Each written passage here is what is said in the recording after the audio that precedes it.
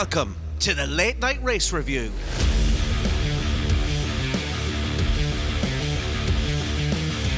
Lewis Hamilton gets his knickers in a twist.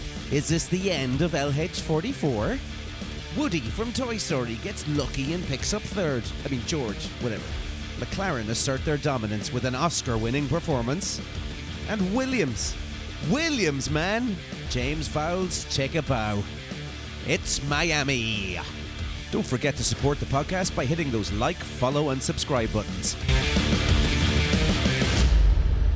Welcome on into the Late Night Race Review. My name is Aidan Scott, and joining me today is Isidro Gonzalez. How are you doing today, Isidro? Aidan, I'm doing very good. It was a great weekend. Oh, yes, definitely for sure. That's great to hear that you're doing good. So, folks, this weekend we had the Miami GP, and oh my God, what a weekend.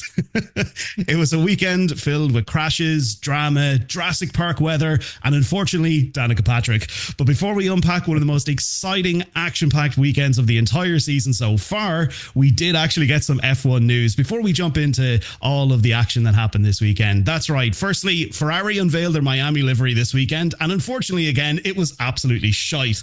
And to be honest, looked like a tube of Colgate toothpaste. I don't know about you, Isidro, but it definitely wasn't to my fancy anyway. It was an awful livery. It was terrible. It was absolutely terrible. And then Cadillac had their big launch party, and it was rumored that Checo Perez was actually going to be announced as one of their drivers, but that didn't happen. But of course, look, we'll keep a close eye on that one. And then also as well, the Miami GP was extended to 2041. Woo, whatever, for street races. I don't know if you're happy about that, Isidro, but Mixed emotions. It's just the beginning, but if we can have the same race that we had this weekend every time in Miami, I'll be happy to see this kind of race. Exactly. For the next 20 years or something.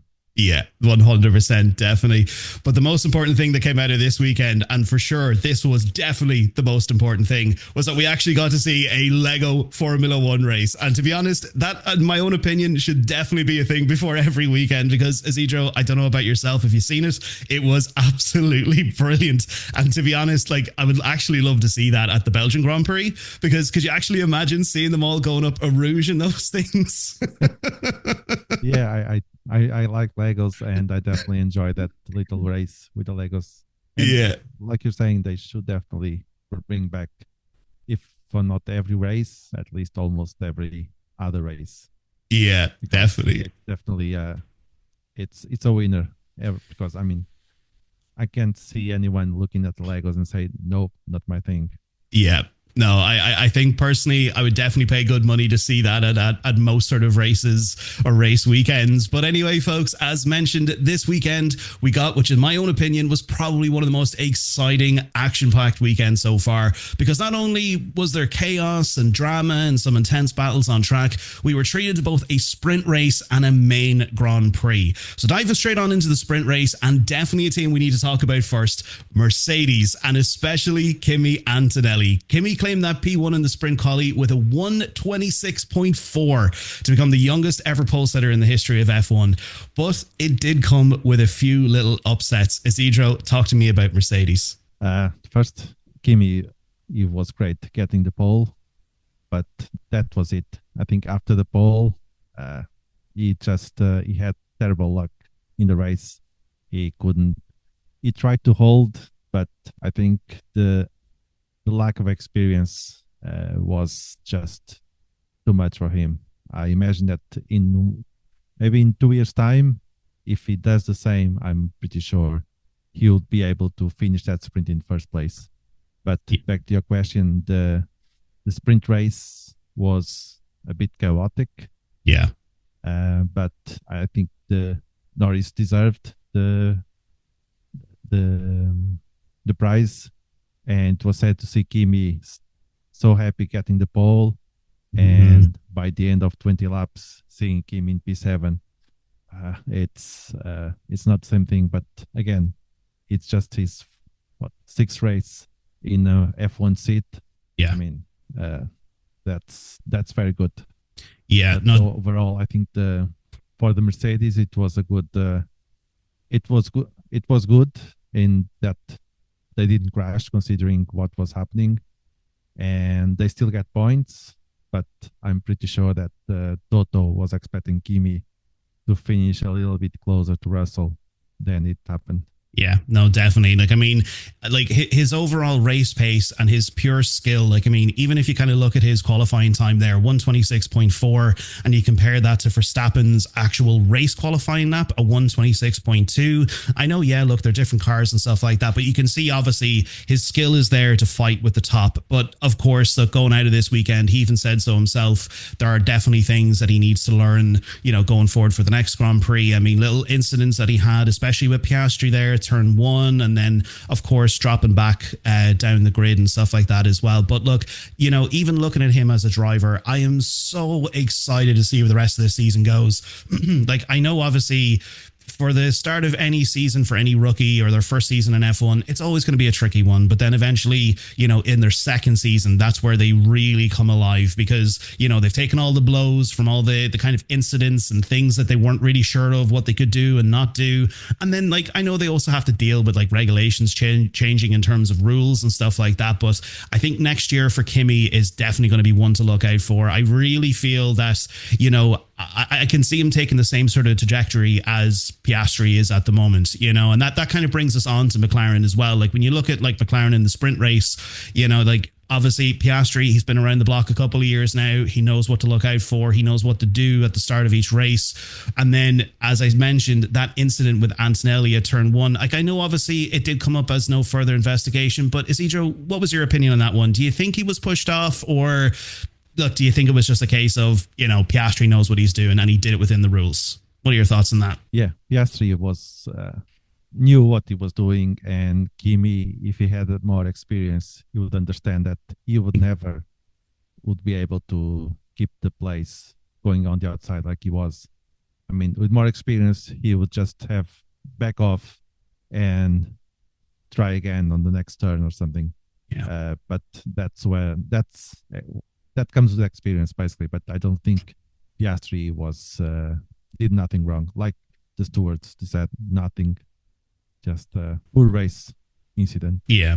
I think a lot of Mercedes fans were probably looking at that. And like, I know obviously when you're trying to defend your team, and especially a driver that you follow, a lot of people were probably looking at that going, no, he was pushed off, 5-second penalty for Piastri, you know, because like we did see it as well last weekend, or sorry, a couple of weekends ago in Jeddah with the whole Piastri and Verstappen incident. That was a different situation in the long run, but you know, it was kind of the same sort of situation. Somebody got pushed off, and we did see a lot of that throughout the race from certain drivers as well.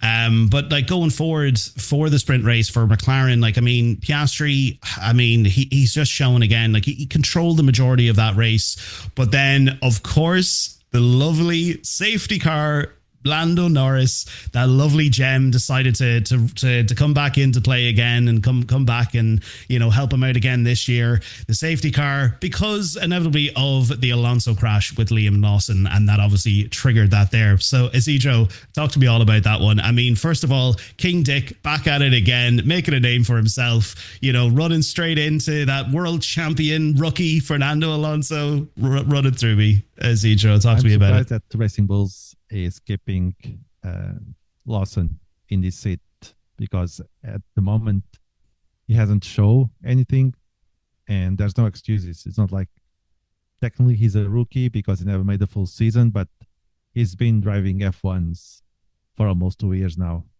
Not every single race, but he has the experience, and so far he hasn't shown. He doesn't deserve to be in that seat. Compare with Achar, for instance, that is a rookie. Achar has been doing much better than Lawson, and this weekend Lawson was just crashing against Alonso. That's a crime against humanity. It definitely is. Especially when there was it was not like there was no other option, so the crash could be avoided, and sadly that crash meant that Norris managed to finish P1, which I think he deserves. But if it wasn't for that virtual safety car, I'm pretty sure that Piastri would have finished first, because it was really a nail-biting finish.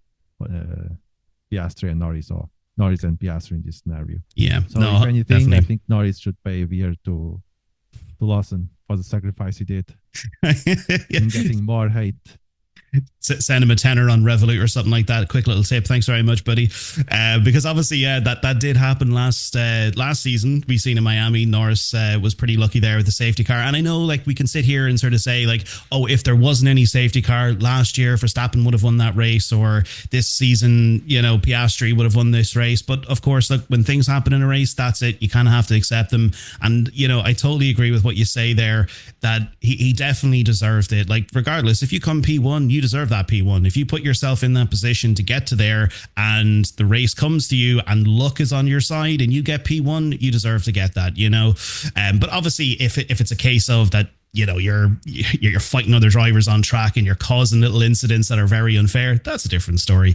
But that brings us on to our next team in the sprint race, Red Bull. They definitely had an interesting sprint race. I mean, starting off there with Verstappen, he qualified P4, but then obviously the whole incident in the pits. Isidro, it's another weekend again with the Red Bull pit crew. They are just, there's all these things that are just falling apart for them, but like that whole incident there with Antonelli, talk to me about that, because that was just ridiculous. Yeah, definitely. That was a preventable mistake.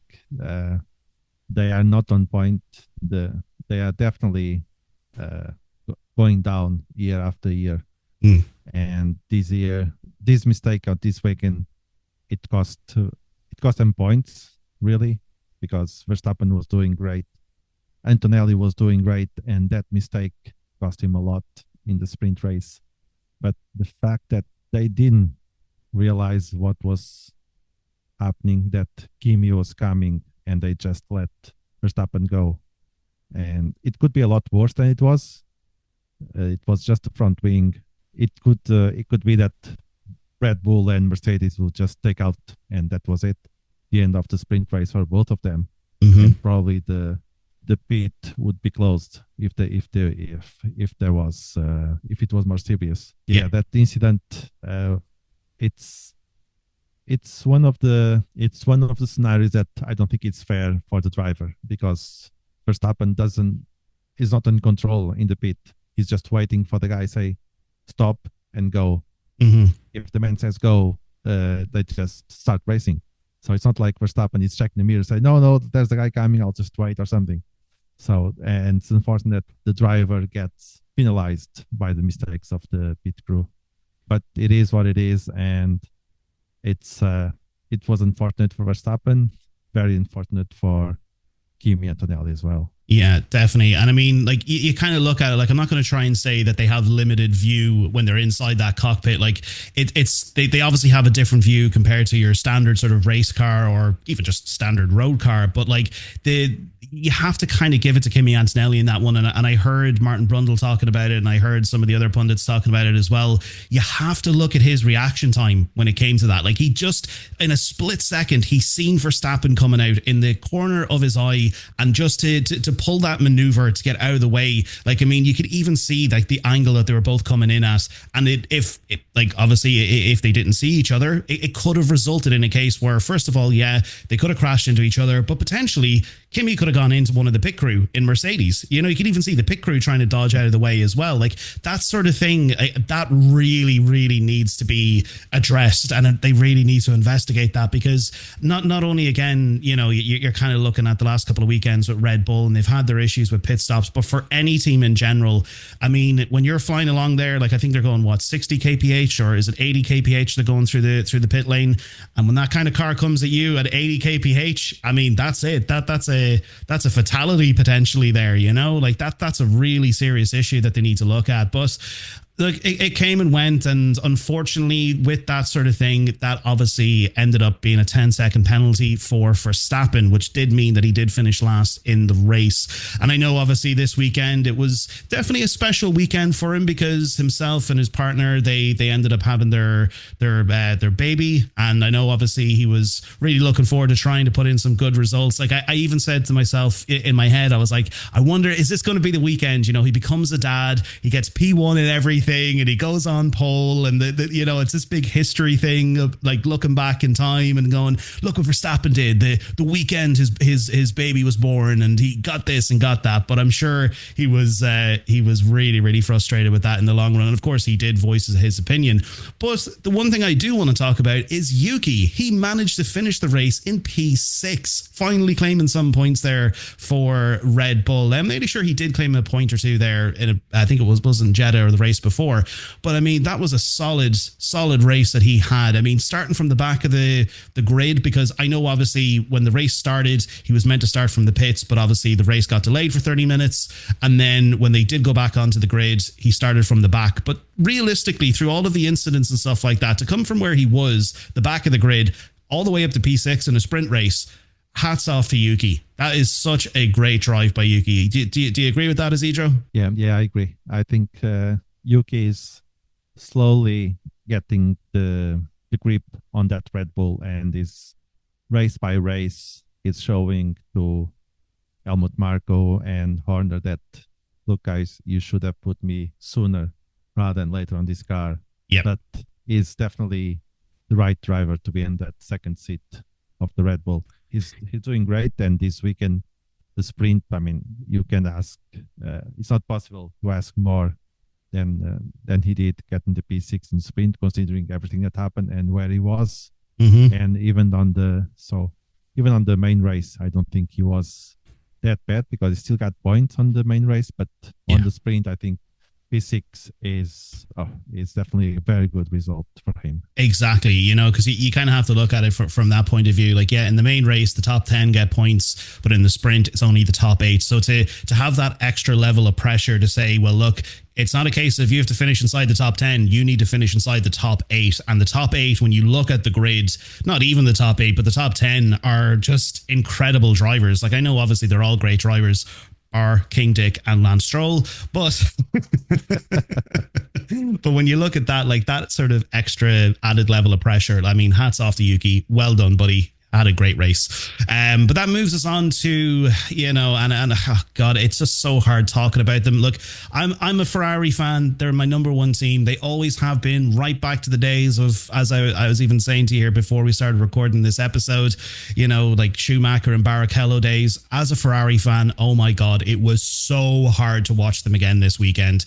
I mean, just even before the sprint race started, Charles went out on his warm-up lap and ended up crashing, and that was him out of the race. He didn't even get to start the race. But I mean, obviously, look, we'll talk about the main sort of talking point that I know we do want to discuss this weekend. We'll leave that to the main race, and we will touch on that. But I mean, Ferrari in the sprint race, Isidro, like, I don't want you to talk about it, but talk to me about it. I think that looking back now that we know what happened on the main race and looking at the sprint, I think the sprint was kind of telling us what was going to happen on next day, because Charles was very unlucky with aquaplaning. There's nothing you can do, but but then Hamilton was actually great among everything that happened, and Charles was unfortunate, but Hamilton was able to get back, go to the pit, get the tires, finish P3. So I think it was a roller coaster of emotions being a Ferrari fan watching the sprint, because you see Charles crashing before even the race start. And then you see what's happening to Hamilton, and you see Hamilton pitting, and you never know what's going to happen. When a Ferrari driver is pitting, anything can happen in that street. That's so true. So the fact that we saw Hamilton getting out with only 6 or 7 laps to go and finish P3, I think it was a very nice end of sprint for the Ferrari fans. But yeah, it was a tough watch, Ferrari on those 20 laps. Yeah, definitely. And like in my own opinion, I wish Ferrari would take the same sort of momentum that they have in the sprint and just bring it straight into the race. I mean, we've seen it in China, Lewis Hamilton getting P1 there. Now, I know obviously in the main race itself, there were issues because of the car, and I know they got penalized for that and they got disqualified. I understand that. But it's just the kind of energy and focus that they put into trying to put together a sprint race. And then they have obviously good performance in that. I just wish they could carry that across into the main race. I mean, it's so hard to watch Ferrari, and obviously we'll talk about Lewis Hamilton shortly when we talk about the race, but it's just so hard to watch them. It really, really is. But moving on from Ferrari, though, of course, when it comes to Williams, we had that nice sort of Sainz and Ocon battle that went on for a good couple of laps, and it was really good to see the performance from Williams in the sprint race as well. But unfortunately, look, it was just an incident. It was a mistake on Sainz's part, hit the wall, and that was him DNF'd. And I know for yourself, Isidro, as a Williams fan, and I know Damien, I know he's not with us this week. I know he's definitely a bit disappointed with that because, of course, Albon ended up going P11 and none of them scored any points in the sprint race. But we will come back to Williams in the main race itself. But of course, that's where we go on to the main race. I mean, that was, to be honest, I've said it a couple of times, and I know we discussed this before we started recording here. That was definitely, in my opinion, and of course, folks, if you're listening to this, please let us know in the comments what your thoughts are. That, in my opinion, was the best race of the entire season so far. That was so, like, just from start to finish, there was so much action. There was overtakes, there was battles, there was crashes, there was drama, there was all this sort of, I mean, that was just brilliant. It was the best 2 hours of racing that I've seen this entire season. It was really, really good. But we do need to start somewhere when we unpack this, and we're going to quickly jump into it because I know you actually shared an article there a couple of hours ago, or about an hour or so ago, when it comes to Jack Doohan, starting that off there, getting that puncture, bringing out that virtual safety car on lap 2. Talk to me about Doohan, Isidro. What are your thoughts? Doohan, considering that he was driving the Alpine, he actually had a nice-ish weekend. I mean, he managed to go to Q2, which is, I think, the first time that he managed to get there. And it was unfortunate that he got the puncture right at the beginning of the race. And to add insult to injury, it seems that he got replaced by Colapinto. So Miami was his last race, which is unfortunate because as a rookie in an Alpine, which is what it is, and there's a lot of pain and misery, and it's like one of the 7 rings of hell. And he was there. Being a rookie in an Alpine, it's tough. Yeah. As it seems that he was improving because he managed to get to Q2. He was doing a race, get puncture. I mean, there's not much you can do about it. And then at the end of the day, you get the news that, well, that's it. You are getting replaced. It's sad, but it is what it is. Yeah, he definitely got done dirty there at Alpine. You know, I think when it comes to Jack Doohan, of course, like, look, there was definitely a lot of mistakes that he has made over several races, and at the same time too. And I never love to give Liam Lawson credit. I will take that to my grave. I will never give him credit, but I feel that this is where I kind of need to, because that was out of Liam Lawson's control. You know, that's not really giving him credit. That's just kind of agreeing that something happened. But anyway, so look, it was out of Liam Lawson's control. But when you look at Jack Doohan over the last several races, I mean, you had the incident in Japan where he nearly killed himself with the DRS. You had all the issues that he had in China.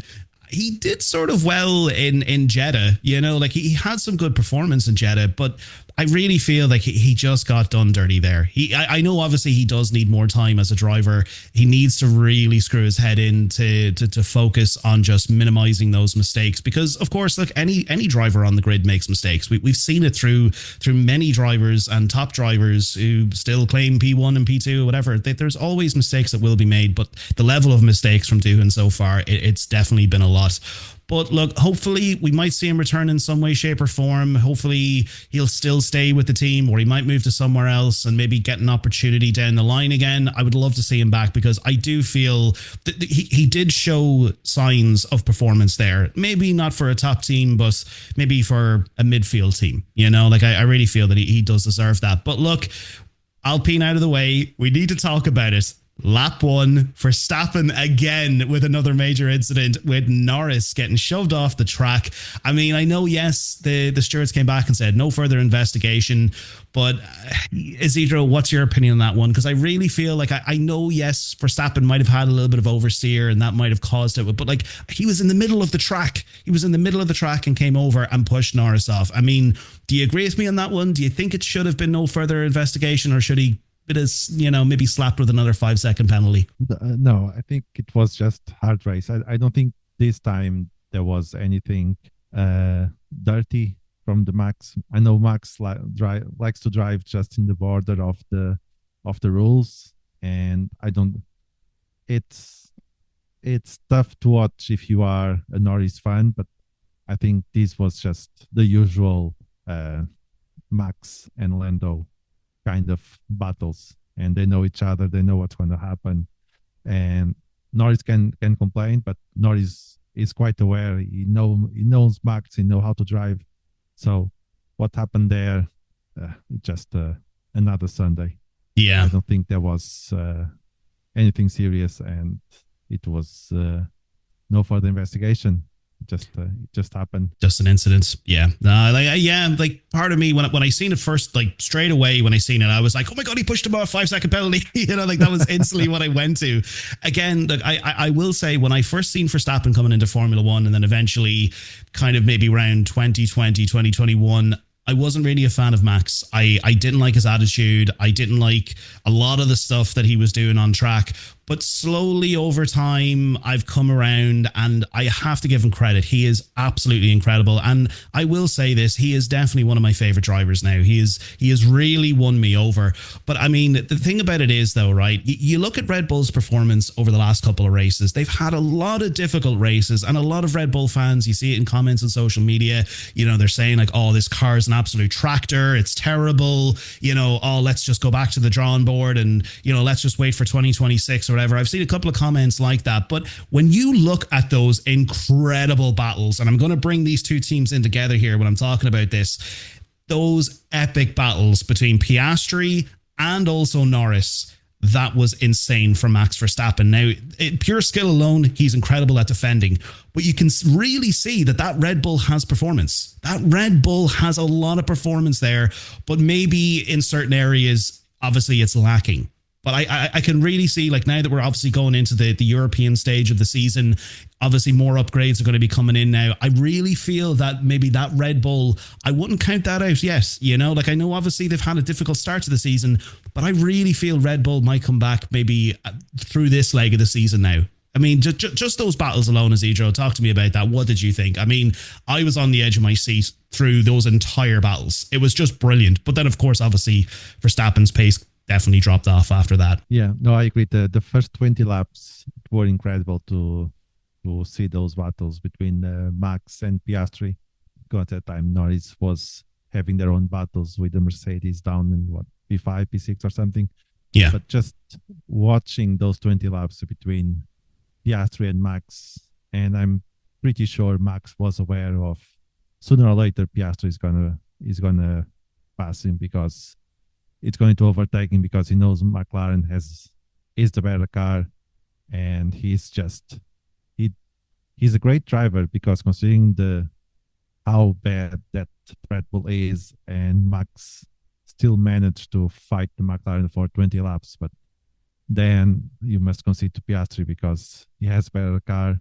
Piastri is an excellent driver as well. Yeah. And that was the end of it. I think those 20 laps were what made the Miami Grand Prix the best race so far. Those 20 laps were totally worth it. Definitely. I was on the edge of my seat through those battles, everything there, just from the start to the end, when obviously he started to drop off from the McLarens and they started to pull away. I was on the edge of my seat, and that was just some of the best racing we've seen the entire season. Again, folks, if you're listening to this, let us know your thoughts in the comments below on that one, because my God, that was excellent. Even if you're not a Formula One fan, you're not a motorsport racing fan like whatsoever, just even watching that, it was just so exciting. It really, really was. But then, of course, look, we're going to touch on this now, because obviously, look, when we go through the top 10 and we kind of look at those sort of things, we'll discuss that again. But you have to look at the performance of McLaren there. You know, like, I mean, near the end of the race there, they even said by lap, it was like 46 or 47, that like McLaren were just in a different postcode. I think it was David Croft who actually said that. They were just in a completely different postcode. Like, what was it? Like 27 seconds, or ended up being 28 seconds or something like that. Like, my God, McLaren, what a comeback story is Isidro. I mean, look at the exact same location, the exact same race only 2 years ago. They were the slowest on the grid. They were the worst team on the grid. They were the slowest on the grid. And within the space of 2 years, they're 27 seconds ahead of the next best team. You know, like, that's just incredible. That is absolutely incredible. Talk to me about that, Isidro. What are your thoughts on that one? It's amazing how, like you're saying, since it was what, Silverstone 2023, I think that was the first time that we saw a different McLaren. And since then, they just keep getting better and better and better. And last championship 2024, we saw that McLaren was getting better as Red Bull was going down. And so 6 races in this championship, we see McLaren is keeping getting better and better. And they have the team, they have the drivers for that. And I don't think that at the moment there's nothing that can stop them. Unless McLaren themselves. But the only people that can destroy themselves is McLaren. Yeah. Because they have the best car, they have the best drivers. So I can't see why Piastri cannot be the World Driver Championship winner this year, and McLaren gets the Constructors Championship again, because they are definitely the best car. And until other teams figure out what's the secret, they're gonna stay there on top for a while now. Yeah, no, I totally agree. I really see it this season. Like, I know obviously Piastri and Norris, they're going to have those battles throughout the season, but I really, really hope, and I think this is what it is going to be. I think it is going to be Piastri, world champion, and of course McLaren constructors. And I can see Norris coming in there second in the drivers' championship. I think that's how it's going to end up. But of course, look, a lot can happen over the space of a couple of races. You know, like, a lot can happen. But if they keep on going with the same sort of performance and the same pace and the same trajectory, then they definitely have it in the bag. But there's still a lot of races to go before the end of that. Now, before we go on to the most, just the hardest conversation I'm going to have with you today, we do need to quickly talk about one Red Bull driver, Yuki. Obviously, yes, we did talk about him in the sprint race, but both Max Verstappen, he did finish in P4 eventually, but Yuki finished P10 inside the points. Now, I know he got slapped with a 5-second penalty, but he still managed to finish in P10. I'm nearly sure I checked the results, and I've been checking them constantly just to make sure that he didn't get demoted. But finally, this is the weekend. Like, how long has it been since both Red Bull cars have ended up in the points? It's been a long time, Isidro. What do you think about that? Yeah, it's they finally found the driver that they were looking for that second seat.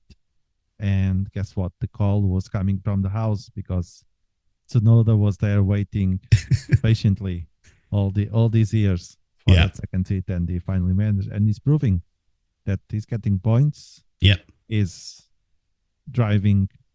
Is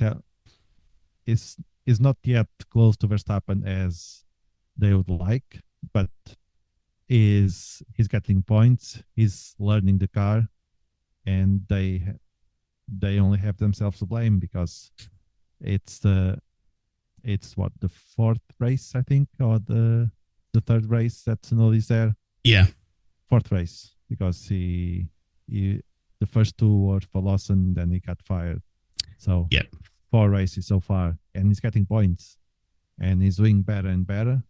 So I think Tsunoda is getting there, and is proving the point to say that, look, I know that I arrived to this team as a Honda driver, but if anything, he proved himself that he's there on his own merit, not because he's an Honda driver, but he deserves to be there. So at the moment, at the end of the Miami Grand Prix, I think Tsunoda has more than earned to be in the 2026 Red Bull.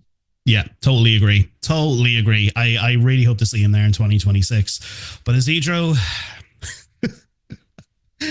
Oh God, I don't want to talk about this, but it was probably even though we had all these epic battles and it was really great racing, let's just get it out of the way. Ferrari, oh my God.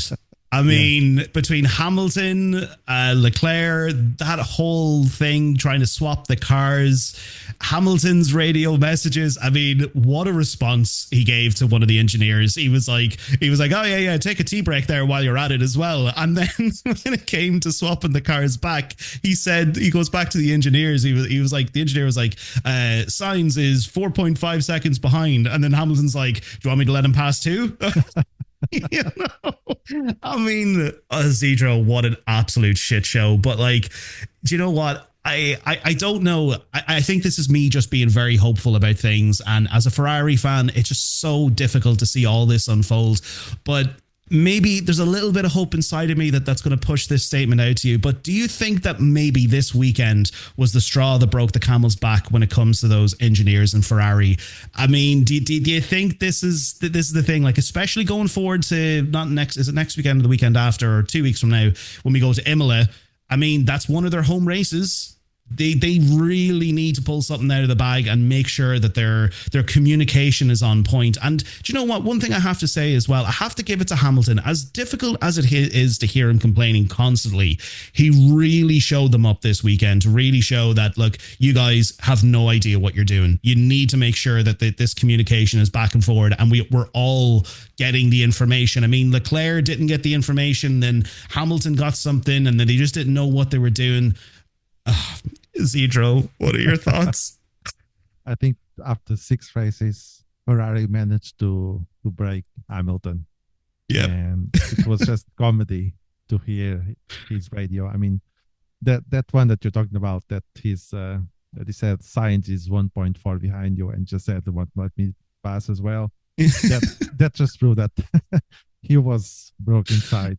After 6 races in Ferrari, he just broke down. He's just like, I'm done. Anthony Hamilton has a lot of work to be done in Ferrari. That's a full-time job now.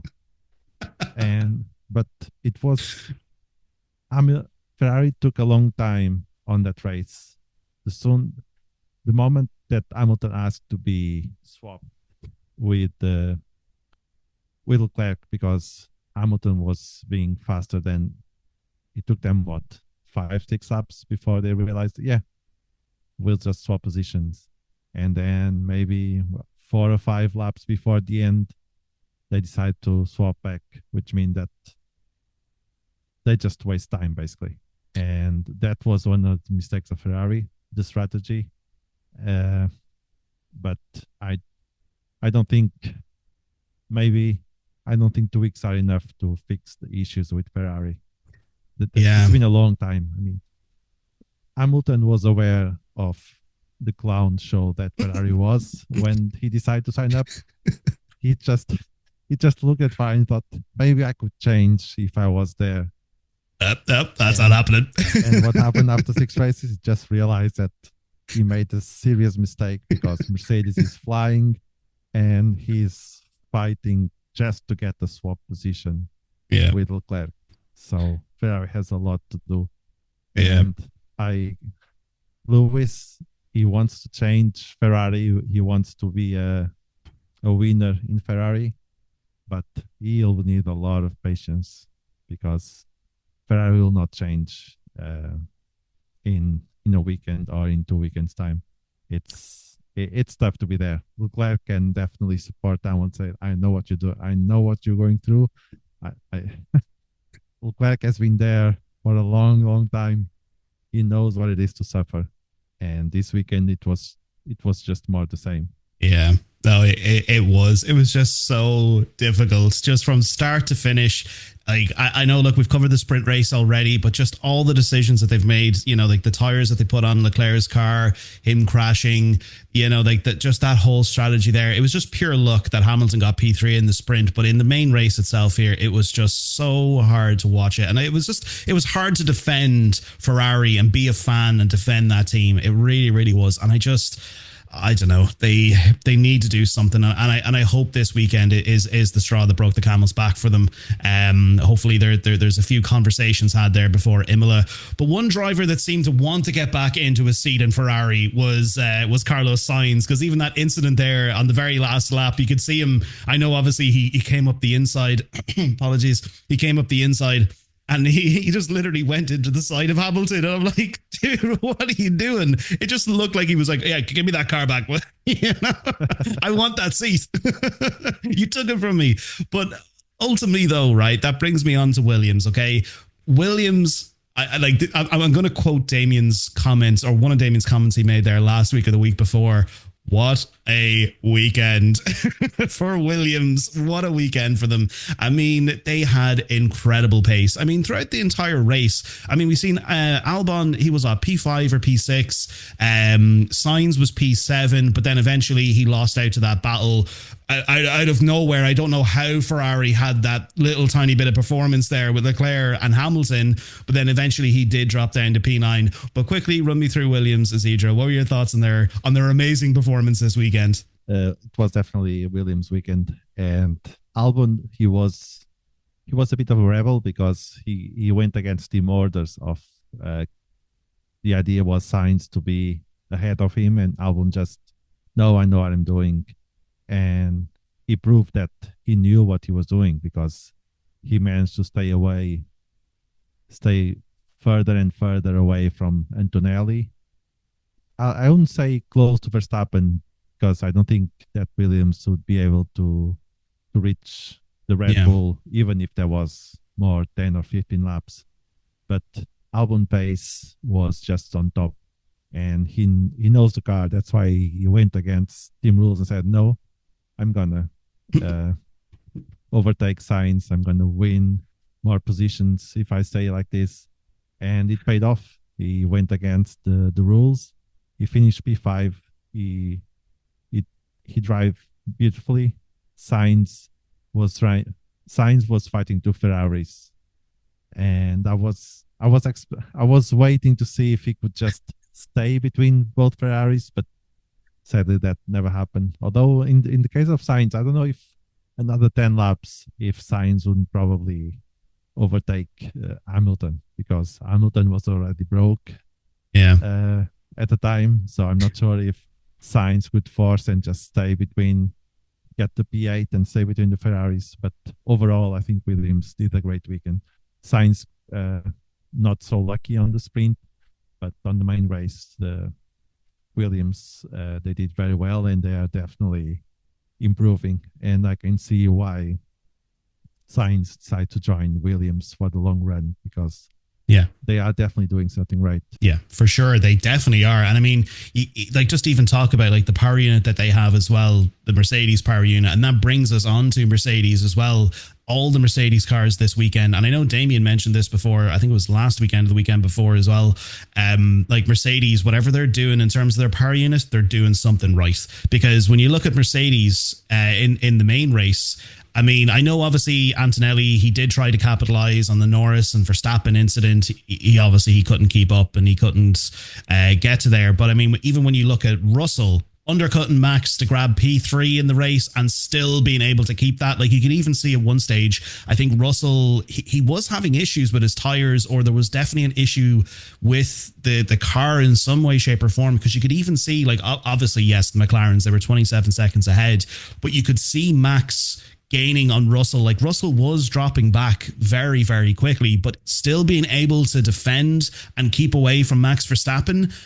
Mercedes, they're definitely doing something right. You know, like that there has to be something that they're doing with their power unit or something like that, because we see it with the Williams cars, we see it with the with the McLaren cars, but unfortunately we don't see it with the Aston Martin cars. Aston Martin definitely struggled this weekend because, of course, Alonso finishing P15 and then, of course, Stroll as well. I mean, who cares? He finished P16. Yeah. But even though I will say in the sprint race, right, and I really hate to give Lance Stroll credit. And to be honest, I think Damien is the only person that actually defends Lance Stroll, but I will give him a little bit of tiny credit this weekend. He did come P5 in the sprint race to actually get some points for the team out of nowhere. Don't know how he did it, but you know, he managed it in some way, shape or form. But am I right? Unbelievable that Aston Martin has Alonso there and yet is Stroll that doing all the points so far. What? Unbelievable. What's going on there? There's definitely something. I think Stroll might be putting something in Fernando Alonso's drink or something like that, trying to slow him down, or else he's getting under his car and he's like taking out a bolt here and there. He's just like, no, I have to be ahead. Daddy says I have to win. But like, to be honest, though, I think the point I'm trying to make here, right? When you look at the Mercedes power unit, I think that is the dominant engine this season. Am I right in saying that, Isidro? Yeah, you are. Mercedes is definitely. You can see that all the teams that have a Mercedes engine are doing great, specifically Mercedes, because we saw that this race that when Russell, he had a bit slow pit stop and he managed to just get out ahead of Verstappen. And I'm thinking, well, Verstappen has better tires. You are just fresh.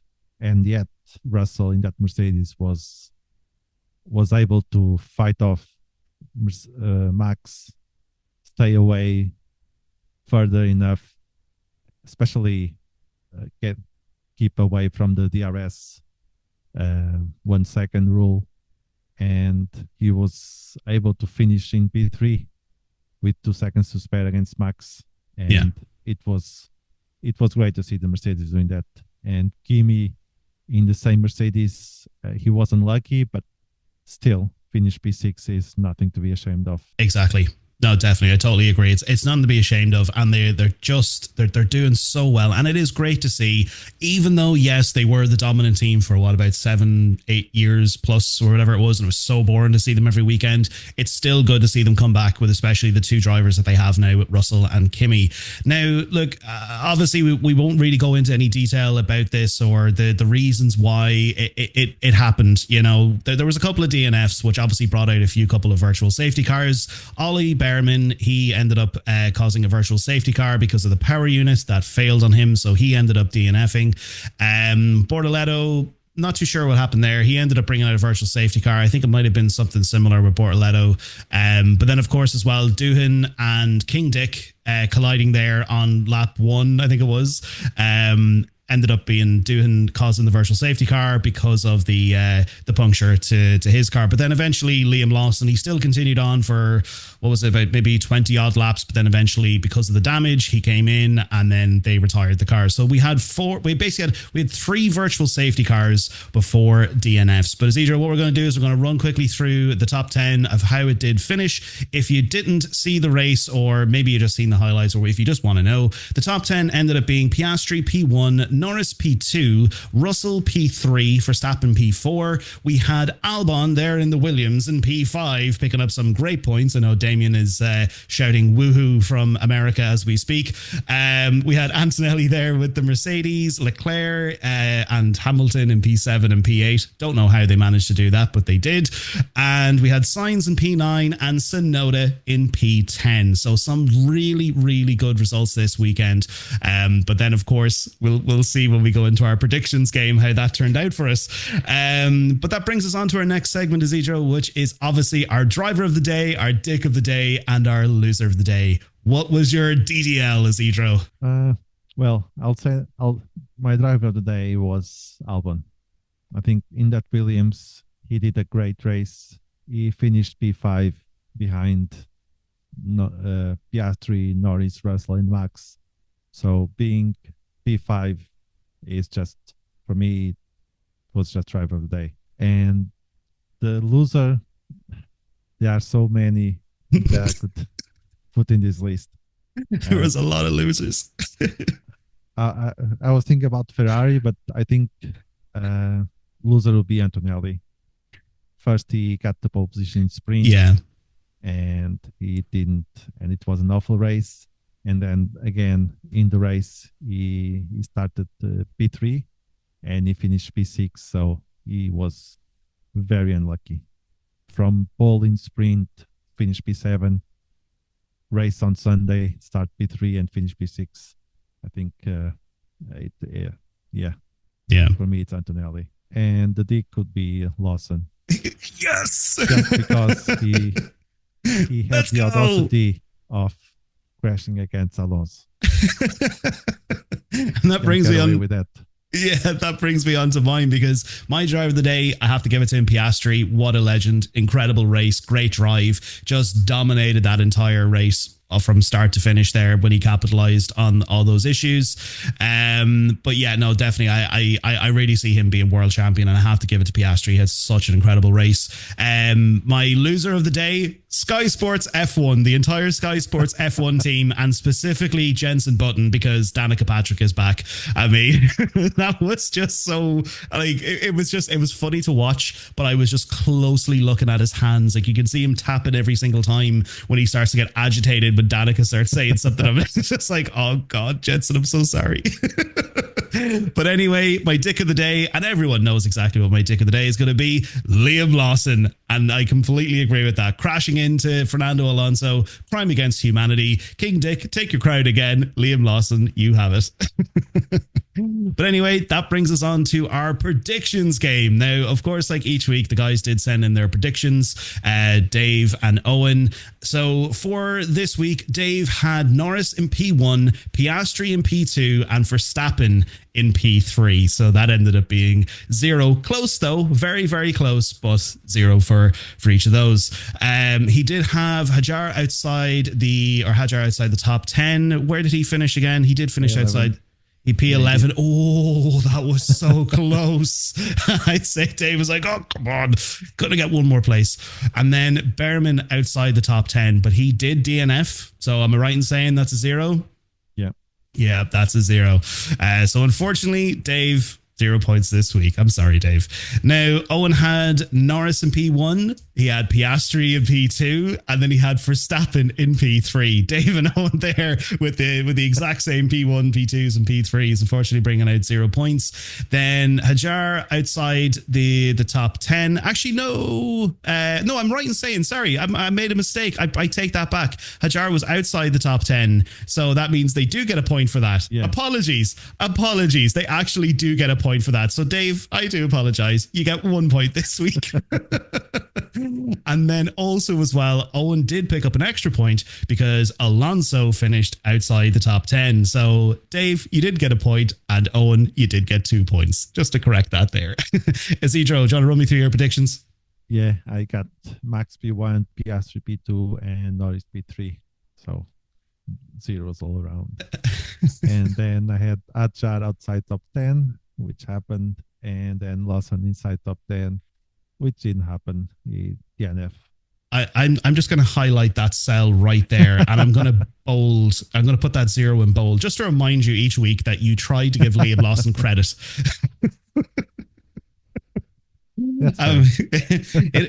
It is. It totally is. So anyway, my predictions for this week, I had Piastri in P1. Let's go. I had Max in P2, which didn't happen, but then Russell in P3. That was so lucky on my part. Now, this was so annoying because when I seen this battle happen, I was like, oh, for the love of God, Ocon, just please actually do something and just keep him behind you. My prediction was, or my flop was, Hamilton outside the top 10. And of course, that didn't happen. And then Ocon outside the top 10. And he did actually finish outside the top 10, which gives me 3 points this weekend. Let's go. Well done. Finally, I actually had some good of a prediction there. And then Damien, he had his predictions there from last week. He had Piastri P1, so he did get a point for that. He had Norris P2, which he did also get a point for. And then Leclerc in P3. P3. So that ended up being 0 points there. Now, he did have Hajar outside the top 10, which did happen, but then Behrman inside the top 10, which unfortunately didn't happen because he did DNF. So myself and Damien managed to pick up 3 points this week. So yeah, definitely an interesting one. So that pretty much brings us to the table. So Dave is there at 6 points. Owen is on 10 points. Isidro, you're on 5. And I've managed in the Sauber. And I've managed to just skip ahead of you there now at 7 points. Well, what am I in now? The Williams? Is that what I'm in now? And Damien's still taking the top of the championship there in 12 points. But of course, look, that brings us on to the next race, which is going to be Imola. Dave and Owen did send in their predictions. Dave is predicting that Norris will be P1, Piastri P2, and Leclerc in P3. I mean, as a fellow Ferrari fan, I think that's a big reach to see Ferrari in the top 3. But hopefully it does happen, and hopefully he does pick up that point. Now, his flop, he has put in here Tsunoda DNF crash. Are we allowed to do that? Means that if he crashes, he gets double points. So are we okay? It means that Tsunoda is outside top 10. Yeah. But Tsunoda... No, sorry. Yeah, Tsunoda have a DNF. A crash, so that's double points if he crash. If he crashes, that's interesting. That's interesting. For instance, the power unit he gets a DNF, but he gets 0 points. Okay, that's interesting. I'm gonna consider that. If you are specific on the DNF, you get 2 points. Okay, that makes sense. I'm definitely going to keep that in mind for future episodes as well in predictions. Now, his surprise is that Hajar is going to finish inside the top 10. I don't know. I hope he does, but I have a feeling because of that V-carb connection there with Italy and Imola, I feel that they're definitely going to try and put on a performance in Imola. So maybe that could work. Now, Owen did have his predictions. He has Piastri P1, Norris in P2, and Hamilton in P3. Really? Really? Do you think that's going to happen? And then his flop is Sainz going to DNF, and then Ocon is his surprise inside the top 10. Interesting predictions. Isidro, what are yours? Mine will be Piastri P1, Max P2, and Norris P3. Ooh, interesting. And then what's your flop and surprise? Flop would be Leclerc DNF. And the surprise is Stroll inside top 10. What? Are you for real? Last week you're giving Lawson inside the top 10. Now it's Stroll. Stroll is on making points, so why not? Sure. Why not? But everything can happen. If Hamilton can be in P3, like Scott is saying. Whoa, that's a bit of an insult there, Isidro. You're mocking my team here now. Come on. No, I totally get you. But I think that's definitely going to be 0 points. But anyway, so moving on to my own predictions. I'm going to say again, look, I think it's going to be Piastri. I think he's going to do it again this weekend. Piastri P1. I don't know. You know what? Just for the weekend that it is, I'm going to put Norris in P2. And then finally, I don't know if Red Bull have the performance, but they did well last year. I will give it to them. I'm going to say Verstappen P3. Yeah, do you know what? I'm going to do it. I was going to say Russell, but I'm going to say Verstappen P3. So I think it's Piastri, Norris, and Verstappen. Then my flop is going to be, let me think here. I'm going to say Albon outside the top 10. I'm sorry, Isidro. I know you're a Williams fan, but I'm just kind of I'm just going off of previous years and stuff like that. And I know they're doing well. I know they're doing well this season, but you know, Albon had a little bit of difficulty last season in Imola, so I'm going to say outside the top 10. And then inside the top 10, let me think. Who's going to get inside the top 10? I think you're right. I think it is going to be Hajar. I think he's going to do it. So Hajar inside the top 10. Yeah, that's what I'm going to do. Now, unfortunately, Damien didn't get to send in his predictions, but that's okay. We'll call them out there when we go into Imola when we start recording for that, but that's okay. But those are our predictions anyway. That was a lot of fun. I really hope Ferrari definitely try to do something with just their entire operation between now and then, because again, it is just so difficult, and I really want to predict Ferrari for wins and stuff again, but I just can't. I can't do it. I don't think the same. Yeah, I think definitely the same. But anyway, folks, that wraps up today's episode. Thank you so much for listening today. Again, look, please definitely, wherever you're listening to this, definitely like the podcast, definitely like the episode, share it with your friends and all that good stuff. And of course, let us know what your thoughts on this fantastic weekend that was Miami. It was such an incredible weekend, and we'd love to hear your thoughts and opinions on it.